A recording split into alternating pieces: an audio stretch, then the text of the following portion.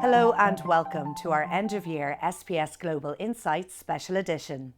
As we close out 2025 and look ahead to 2026, we're taking a comprehensive look at the global kidnap, ransom and extortion landscape, from the resurgence of piracy and the rise of AI-driven cyber extortion to the growing threat of fixated individuals and express kidnappings. Joining me today are Concentric and SPS Intelligence analysts Alex Edwards and Rob Hodgkinson, who spent the year tracking these evolving risks across every region. Together, we'll review the key trends that shaped 2025 and share their outlook for what's ahead in 2026, including the emerging threat patterns and geopolitical drivers likely to influence global security in the year to come. We'll start by discussing piracy. It doesn't really make front-page news anymore, and yet reports suggest that the threat is far from over. Alex? Sure. I definitely agree. It's an underreported topic. It's not at its height, but it was 10, 12 years ago, where it was really making a splash and it was really a key issue, but the threat still persists. We've definitely seen it move out of the traditional areas that we see in sort of Somalia that everyone thinks of, but it's also really becoming an issue in the Singapore Straits. In the last year, it's definitely increased dramatically. So between, I believe, January to August this year, we've seen about 96 incidents of boarding on commercial vessels. Compared to the same time period last year, it was only around 4 instances. So we've seen a really big increase there. And what's the reason for that increase? Opportunity? Yes, definitely opportunity. We see a large amount of commercial traffic go through that area, but also there's issues with governance. So there's lots of overlapping territorial claims between Indonesia, Singapore and Malaysia. So there's sort of a confusion of whose responsibility it is to police these waters, which allows these mainly Indonesian-based groups to operate fairly independently and without any pressures of law enforcement. So how are local authorities and governments reacting then?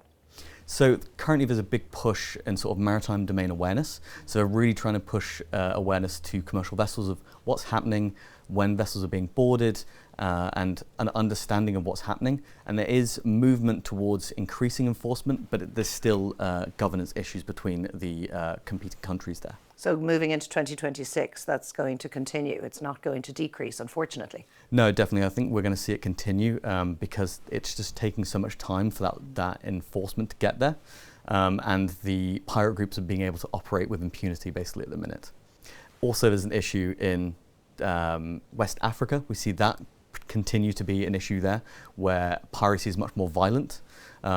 We've seen all of these groups tend to come from Nigeria, but they no longer operate in Nigeria due to the levels of security that are now in Nigerian waters, which has been a really big improvement over the last 5 years in terms of security escort vessels and armed security for vessels going into Nigeria. But the wider Gulf of Guinea area has not really instituted that. So we see these groups emanate from the Niger Delta out towards Sao Tome and Principe, as well as Cameroonian waters, Gabon and Equatorial Guinea, and they'll attack vessels there and then bring kidnapped crew back to the Niger Delta. Actually, you just answered my question there. I was going to ask, when focusing on West Africa, other threat factors presumably come in to play. You mentioned kidnapping there. The crew are kidnapped, so there's traditional kidnapping still at play there too. For sure.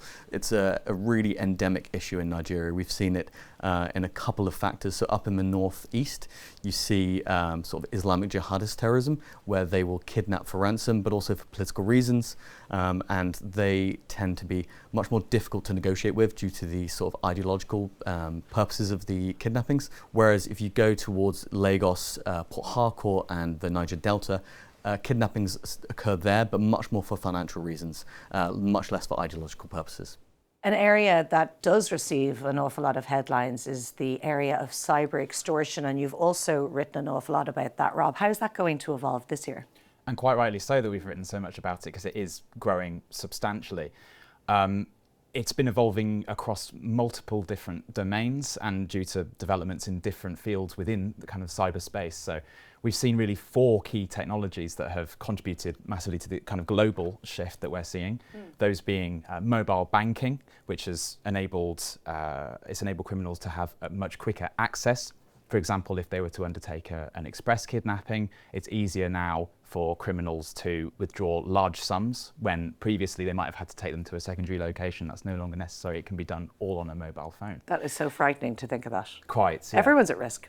Yes, absolutely. Speaking about everyone, another demographic that's been targeted has been cryptocurrency holders, specifically in Europe, actually. In France, in the first 6 months of the year, we saw 7 kidnappings that were specifically targeting people who were known to have cryptocurrency holdings.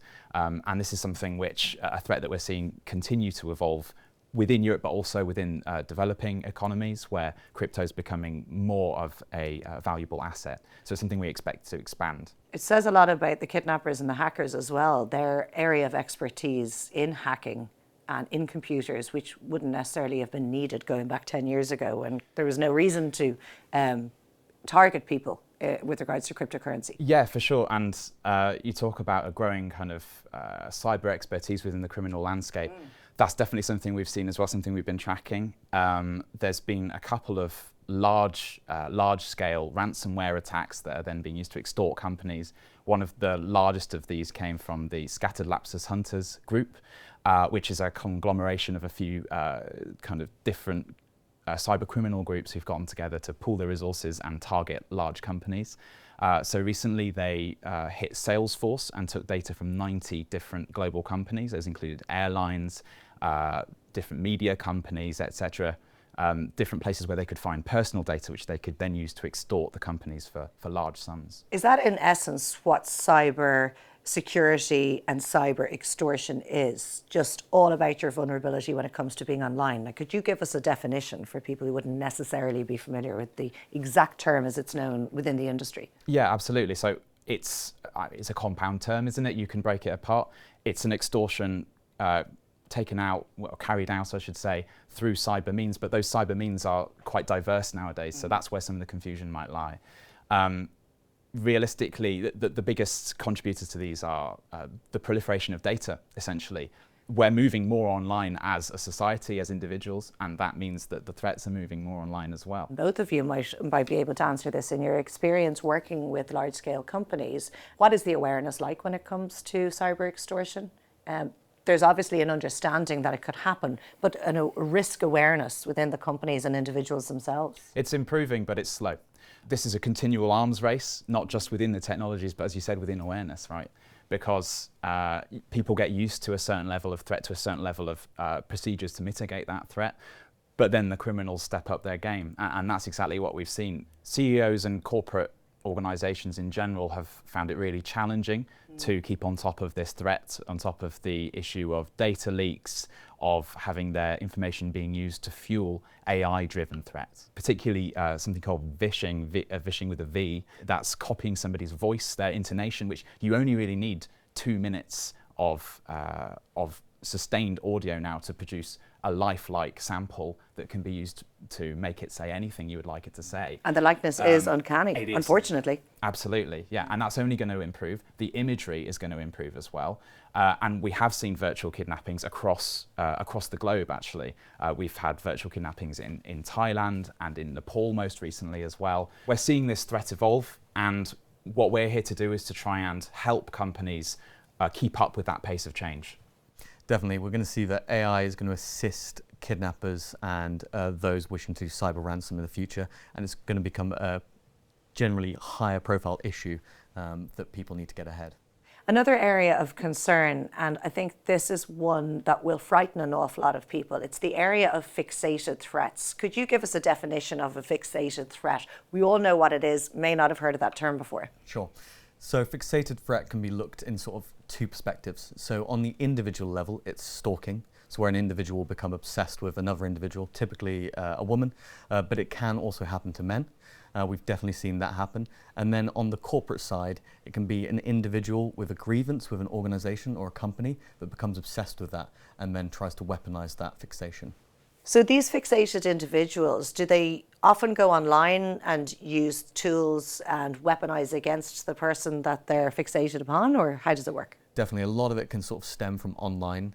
information, as we all put lots of information out there. So that it's there for people to grab and take, and then they can use that to weaponize and increase their behavior outside of the cyber domain into sort of the real life. Travelers has a policy for this, and we've supported travelers with that, both in pre-incident support and post-incident as well. If we can turn our attention to traditional kidnappings, ransom cases across Africa and America have been quite severe this year. Why is that? I think it falls back to lack of security infrastructure and governance, and especially in Africa, we've seen lots of internal conflicts. Yeah, we've also seen governance issues in Latin America. The state remains weak relative to the criminal actors there, and so we continue to see that threat develop. Kidnap for ransom, the most obvious example of the major threat that this embodies in Latin America is Haiti. We often forget about the Caribbean when we're analysing kidnap for ransom threats in Latin America, but Haiti's the epicenter of this. The gangs there virtually control the country at this point. The Vivre Ensemble Alliance has around 90% territorial control in Port-au-Prince, and they're using that control to extort, but also to carry out these kidnap for ransom incidents as well. In fact, most recently, an Irish missionary who was working in Port-au-Prince, in the outskirts of Port-au-Prince, was kidnapped and has been held there since. Is it true over 350 kidnappings at the beginning of this year alone? Yes, Those that's stats correct. are frightening. Yes, it is frightening, and unfortunately it's getting worse. We're seeing the United Nations, led by the United States and Panama, actually trying to get in a new kind of reactionary force to this, but that's delayed, that's taking time, and that's just giving time for the criminals to consolidate their power in the capital and also to move beyond the capital to new areas of the country. So unless this is something that the authorities can get a real handle of quite quickly, we're likely to see this last into the long term. In South Africa, the situation is grim. Mm-hmm. Yes, that's definitely one way to put it. South Africa remains the kidnap capital of the world. It's become entrenched within the illegal economy there, and we see near daily carjackings and kidnappings, almost always motivated for financial gain due to the severe economic situation within certain areas of South Africa. So we see this being a continual issue, and the security services within South Africa remain overwhelmed and almost helpless to prevent this huge tide of kidnappings. One of the most striking trends that you've mentioned are express kidnappings. What exactly are they, Rob? Well, express kidnappings are carried out rapidly. That's differentiating them from kidnap for ransom, which is normally something that takes a longer targeting period. These occur more opportunistically. One of the places where this might occur is a transport hub, for example. This is where travellers are most vulnerable, obviously. They stand out against the crowd, and it's also somewhere criminals will go to find these vulnerable victims. So how does it actually work then? Yeah, so they will arrive at the scene and they will seclude the individual. This could be through a fraudulent taxi, for example, or some other method. Once they've done that, there's immediate threat of unlawful violence against the individual, which is used to coerce them into giving up any wealth that they have on their person. Nowadays, that's even more dangerous than it used to be. People don't carry cash around anymore, but they do carry around their phones. And within your phone, you now have banking apps, you have all of these ways that you can transfer funds rapidly and in some cases quite discreetly that allow the criminals to then carry out their kidnapping in a rapid fashion, leave you wherever they may choose. And then another key element of this is because of the rapid nature of this scenario, it doesn't give the police, the law enforcement, time to get engaged in the operation. It also is a lower key event overall. Fewer people become involved in resolving the case, and the criminals are harder to catch in a lot of circumstances. So the necessary resources aren't pulled into countering this threat, and that sustains it. Where are express kidnappings most prevalent? We see a lot of express kidnapping in Latin America. It's a developing economy with a growing wealth among the general population and growing access to the aforementioned banking apps as well, which are so key in this. The Pix app in Brazil, when that came into use, within the first several months, we saw a 40% increase in express kidnappings.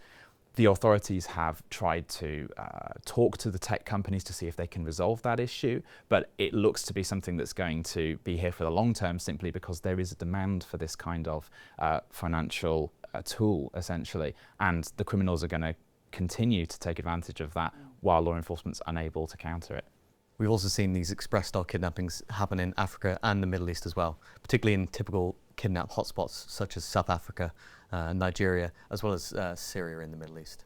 Rob, Alex, if we take a step back and look at globally what's tying all of these developments together, what should, I suppose, individuals and also corporates be focusing on? What should the priority be going into 2026? I think if we first examine the key drivers of what are causing these instances, there's a few factors that we can talk about. So primarily is conflict. So we're seeing an expansion of global conflicts, particularly in the Middle East, North Africa, as well as in Latin America. And that's driving insecurity. Governments are focusing on the conflicts internally or externally rather than security for the citizens and against criminal gangs, which are allowing them to operate. Also, economic and financial insecurity. We're seeing that across the world right now, and that's really driving individuals to engage in these criminal acts. Our 3 recommendations to travellers and to corporates in general would be, firstly, to ensure you have the correct insurance coverage. Secondly, to ensure you invest in executive protection, to be at the front line of those issues. And thirdly, in the background, to ensure that you're continually improving your digital hygiene. So it would appear that situational awareness, from what you're saying, really is key, because unfortunately KRE, kidnap, ransom, extortion, not going anywhere. It's going to evolve and be a continuous threat. Absolutely, and so our team has been adapting to that. As part of the Concentric company, we've now grown our crisis management team to 18 consultants, and we've also grown our medical response, and we're also developing our intelligence capabilities at the same time. So all of that, it means that SPS can now respond much more effectively to really complex cases, and it really is underpinned by our core value of preservation of life. Alex, Rob, thank you very much for joining us today. Many thanks for joining us for our Global Insights Special edition. And to learn more about how SPS and Concentric can help your organisation prepare for 2026's evolving risks, please visit sps-global.com.